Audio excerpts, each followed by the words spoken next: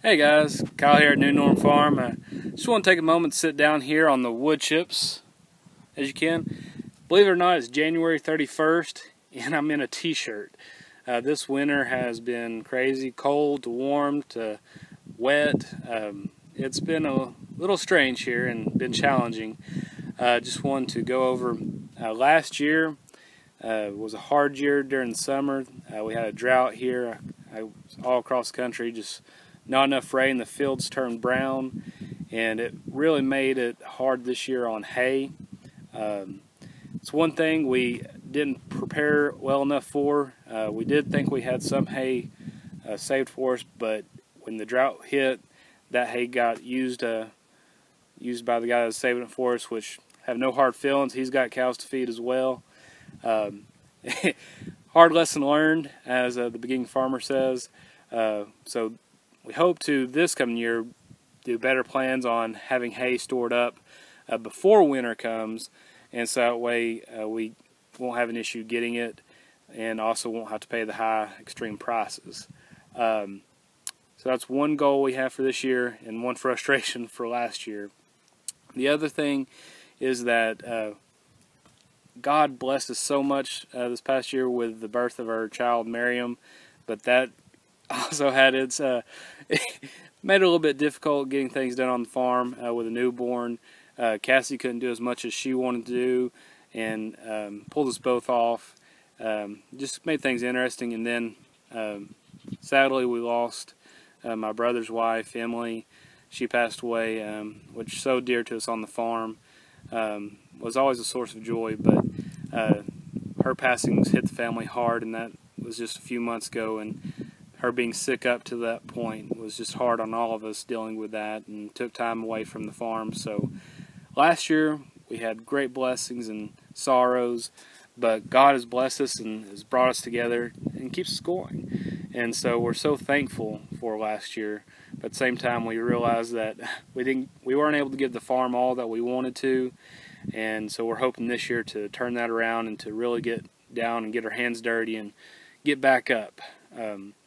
So with that said, we'll give you an update on kind of how the animals sit right now. We've been running just kind of on a maintenance program, just basically giving the basic needs, knowing we need to do more, but we plan to get the garden prepped for the spring, and really get the animals bumped up and back in the pasture and rotating like we want them to. But of course, with this weather, I don't know. We kind of have spring right now, so come spring we might have winter again. Who knows how that'll go. But it's been interesting to say the least. But I have to say, our family coming together during this time has been good for all of us. But we've had stressful times, but look forward to this year to rebuilding and to just make a better year of here on the farm, and hopefully bring you all along for the journey. We want to make some more videos, do more straight talk or farm chat as you'd have this, and also give you some tips and pointers along the way that we pick up, since we are first-time farmers, still learning a lot. So it'll be interesting. With all that said, we just ask for prayers for our family, and also just keep us in mind, and we'll take any advice offered, at least look at it, see if it's something we can do, and look forward to growing on this journey together. But for now, we'll show you what's going on with the animals, and hopefully you'll enjoy that. And like I said, we'll have more videos coming later. As you can see, we still have them in their mobile coop. We brought them up close to the house, and this is where our orchard is. And so they're actually kind of de-weeding it for us. It got a little overgrown this past year. This is where they were. They helped us weed it, get control back over it. Spots where you see the grass, we're going to come in and put some type of weed covering down, and then bring more wood chips. And hopefully this whole orchard and Cassie's little garden bed up there will all be wood chipped. And so all the way down to the bottom. And we'll be able to grow our pears, our figs, some garden vegetables for the kitchen, some apple trees, and we're hoping to get some grapes and muscadines going down there. But kind of like Justin Rhodes, we're trying to use the chickens to do as much work for us as we can. So they've kind of got it all nice scratched up, and then, like I said, we'll come in and do a little bit of cleanup on what they left behind, and then get the wood chips spread over, and hopefully it'll be a nice area that we can enjoy as a family to work together and grow our own fruit and vegetables for the kitchen. So what we did is we have an old barn, and so we downsized the rabbits. We had about 20 rabbits, and so we went ahead and put most of those in the freezer and came down to 3 total, a buck and 2 does, just to kind of start over and give us a little bit of break throughout the winter. And so what we did was had some smaller cages that we put in a little stall in the barn. That way they'd have wind protection from the winter and make it a little bit easier on ourselves with the watering issue and those things. And so I'll show you what we did with those cages here. We'll come on in. It's kind of dark in here. But as you can see, they're we have our 1 doe here, metal cages. We just hung them on the walls here for us, so that way their poop can fall down. So we get 2 does, and then we have down to our buck. His name's DK, Dark Knight, as the kids call him for Batman, since he's black.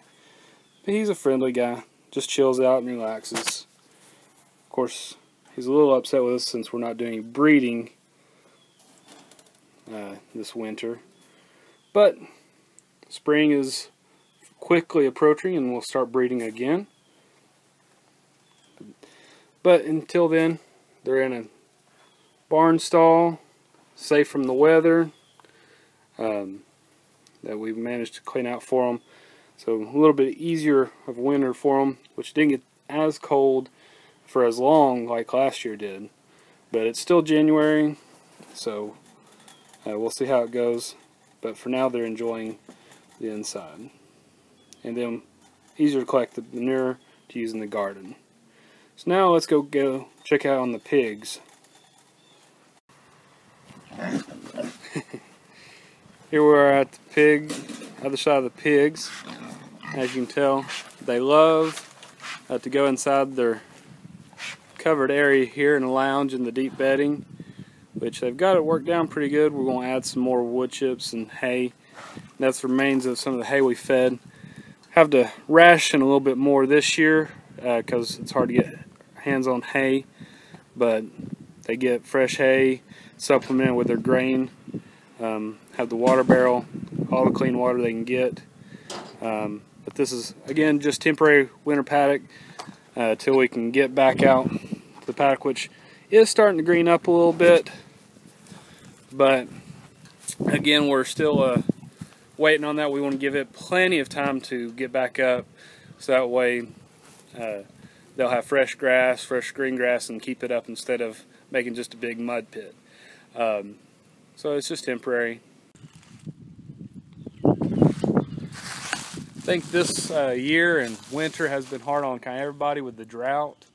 Made it real hard on the grass, and hay became hard to come by, kind of out of our budget. So instead of being able to bring the cows up and feed them all in one area, we had to give them more access to the field, which isn't what we really want to do, and even had to give a little supplemented grain, which is totally against what we want, but is either give them a little grain or get rid of the cows. And so sometimes you have to make those decisions, and we decided to keep the cows and keep on farming because it's more important for us to keep the farm going and get the local food production. But fortunately, most of what we have currently is our heifers, and so once we get them back on grass this spring, we'll be able to cut the feed out and get their digestion back to normal and get all that feed out. And so be able to restart on our grass-fed program. I don't know if you can see. We'll go over You can meet our bull Oreo here. He kept testing our fencing and getting out to visit the other cows. So unfortunately we had to put him up in a pen, which just didn't put up briefly. Got him some hay. He's just chilling out, relaxing. Hey Oreo. But we've got him pinned up for a little bit till we can get some better work on our fencing, so he doesn't go visit the neighbor's cows. But he's enjoying it because he gets all the hay he can eat, while the others have to do a little foraging. But that's our beef update. Until next time, this has been Kyle with New Norm Farm, making local food production the norm again. Well, see you later.